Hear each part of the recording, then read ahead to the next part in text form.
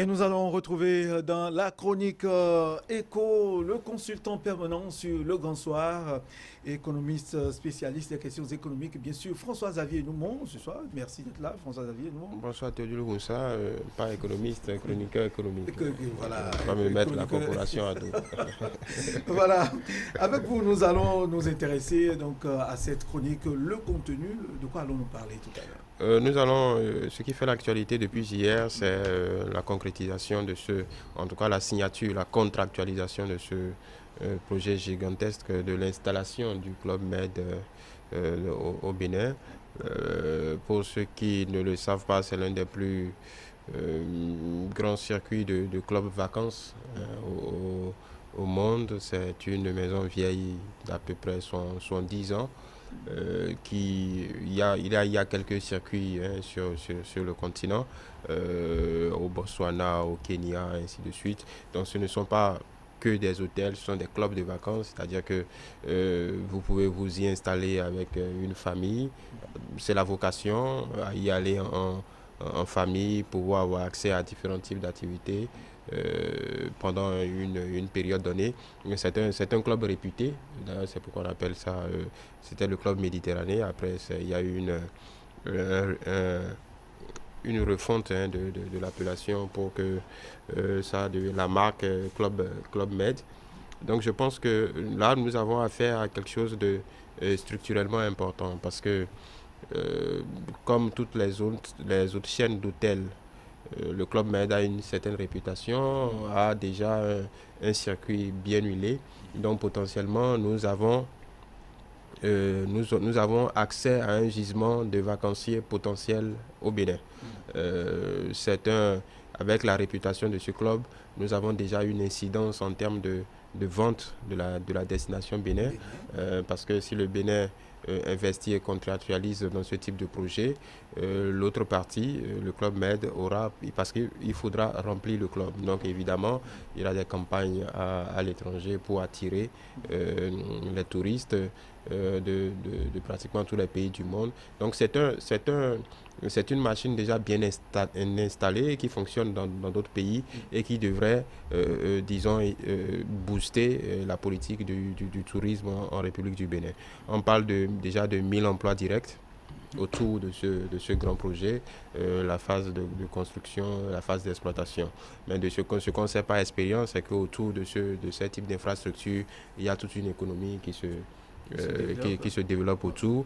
Donc c'est plutôt le plus gros, à côté du retour des objets d'art, disons, c'est le projet fanion de toute la politique gouvernementale en termes on va dire, en termes de développement du secteur du tourisme. Parce que dans la commercialisation des offres qui ont trait à ce type de circuit, évidemment, il y a au-delà de toutes les activités sportives, aquatiques, pédestres, il y a aussi évidemment on va dire la visite des lieux touristiques dans le pays. Donc il y a des circuits qui sont concoctés à l'avance que les gens achètent en pack.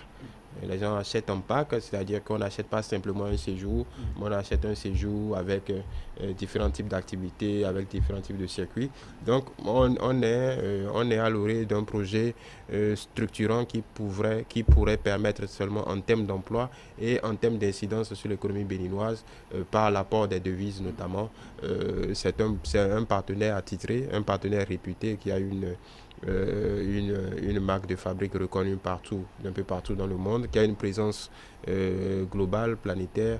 Donc ce type de projet est de nature à, disons, booster l'économie béninoise dans beaucoup de domaines, artisanat, tourisme, voilà, sport, beaucoup de choses. Oui, ce qui est intéressant au regard des échanges, en tout cas de ce qu'on a entendu, c'est bien sûr le club Med qui se chargera, vous l'avez évoqué tantôt, de drainer le grand monde du tourisme vers le Bénin, ce qui fera des devises à l'économie béninoise et de l'autre côté permettra au-delà de ce que le gouvernement aurait instauré comme système pour vendre le Bénin, c'est de l'argent pour l'économie béninoise. Oui, parce tous les que secteurs seront impactés. oui, au-delà des hôtels traditionnels, le Club Med commercialise des circuits, des packages, des offres, des offres globales. Ce n'est pas seulement des nuitées qu'on comptabilise,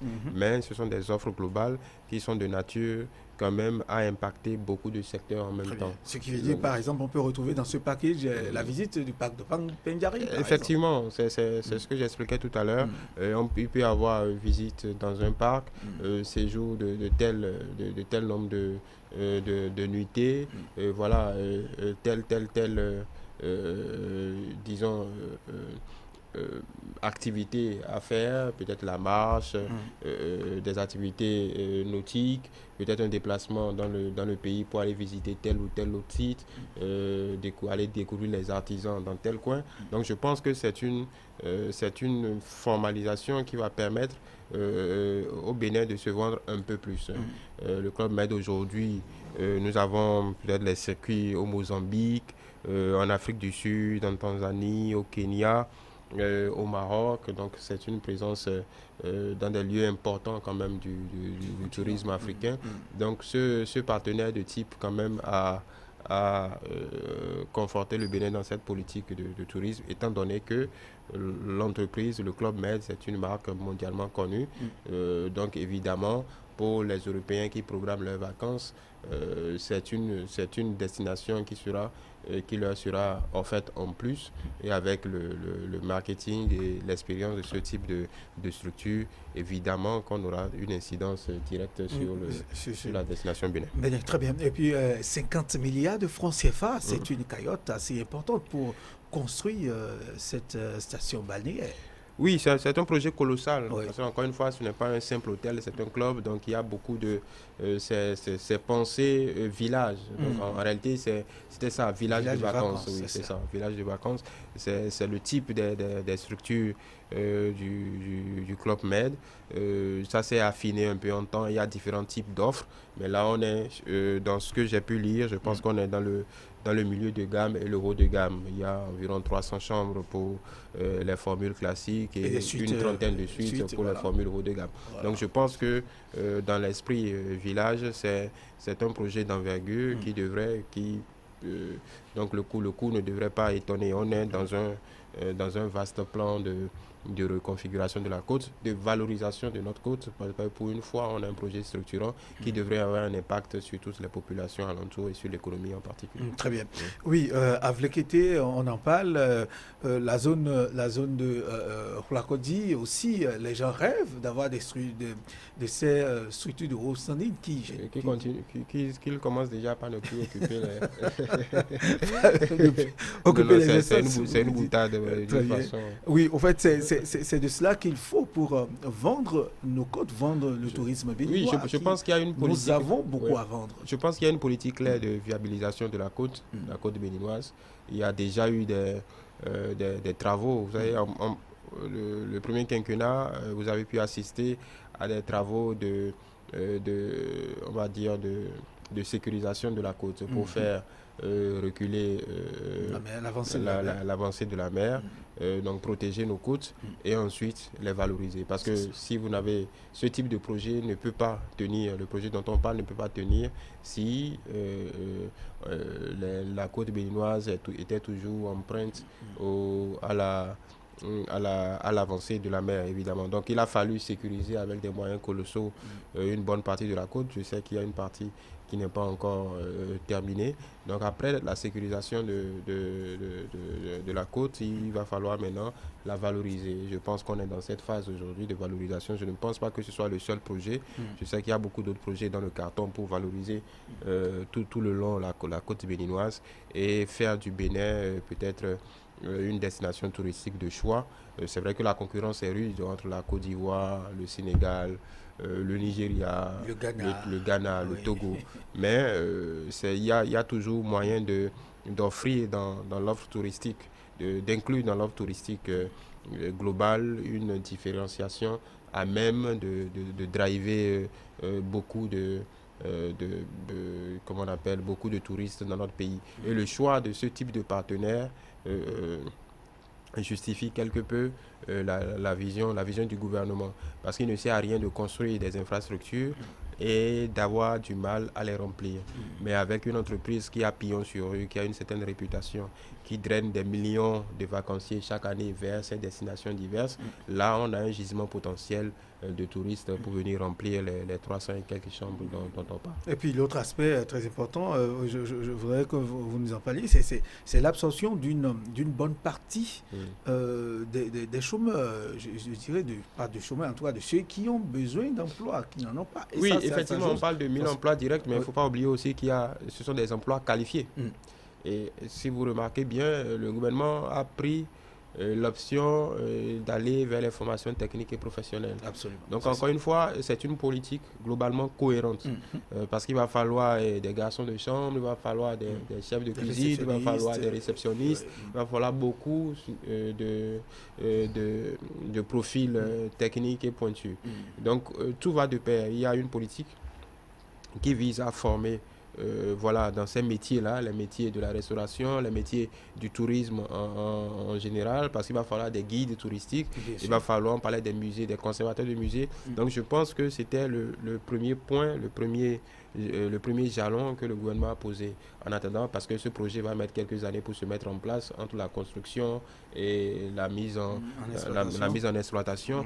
Donc tout ce temps, dans le chronogramme du gouvernement, c'est-à-dire qu'à la date de la mise en exploitation de ce complexe, on aurait quand même suffisamment de profils pointus à inclure pour pouvoir y travailler. Donc ce qu'il faut retenir là, on va dire c'est un projet global, englobant. C'est une réforme qui prend en compte toutes ces spécificités-là, parce qu'évidemment, il y a des chômeurs, mais encore faut-il qu'ils soient qualifiés pour travailler dans ce type de structure. Parce qu'encore une fois, le Club Med, avec sa réputation, ce sont des profils bien carrés. C'est une harmonisation de leurs pratiques un peu partout sur le globe. Donc, c'est un degré de professionnalisme peut-être auquel on n'est pas habitué ici. Donc, il va falloir des formations qualifiantes pour pouvoir permettre à ce gisement d'hommes et de femmes sans emploi de pouvoir être éligibles pour travailler dans ce type de complexe. Très bien. Merci à vous, François-Xavier Noumon, chroniqueur. Merci, consultant permanent sur Le Grand Soir. Ces explications sur l'installation très prochaine du Club Med au Bénin, avec ses impacts économiques. Merci.